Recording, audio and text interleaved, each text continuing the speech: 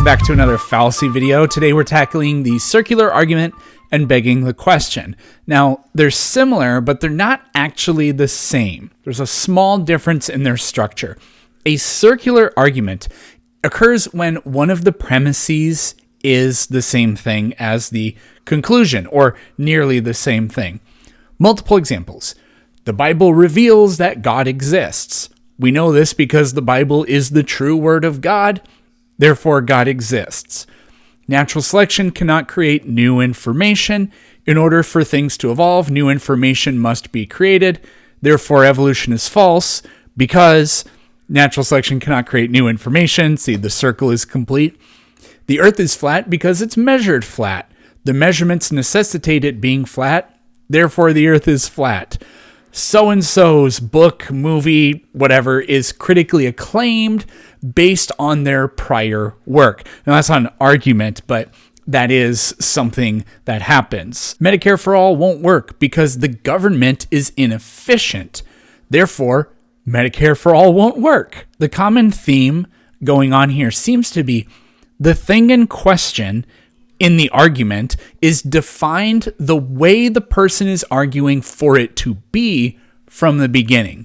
That's the giveaway. Now, begging the question, this is a logical fallacy where an argument's premise assumes the truth of the conclusion rather than supporting it. A deductive argument goes premise 1, premise 2, maybe there are multiple others, therefore conclusion. So the conclusion is guaranteed by the premises. Let's not worry about whether or not it's sound. That just needs to be the structure. The conclusion is guaranteed by the premises, but the premises themselves need to be true as well. When you beg the question, what happens is the conclusion is already assumed to be true in the first place, and then weak premises, assuming the truth of the conclusion, are thrown in there to support the conclusion. Begging the question is essentially implicit circular reasoning, whereas circular reasoning is just when you're being quite explicit. Some examples would include the universe had a beginning.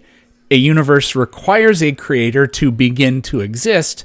Therefore, a creator created the universe. That is a conclusion in search of an argument. Other examples, it's mathematically impossible for the proteins life needs to assemble on their own.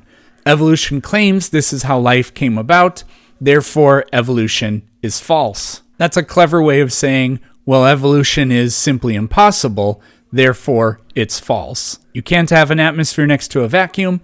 The globe model says that Earth sits in the vacuum of space, therefore space doesn't exist, and the model is false. God answers prayers. We prayed for blank to happen, and it did.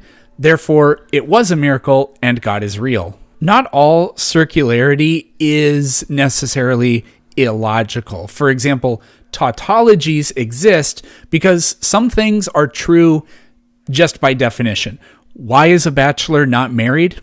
Because he isn't. However, boys will be boys, rules will be rules, because I said so. Those are fallacious tautologies. Hope you enjoyed that. I'll see you next time.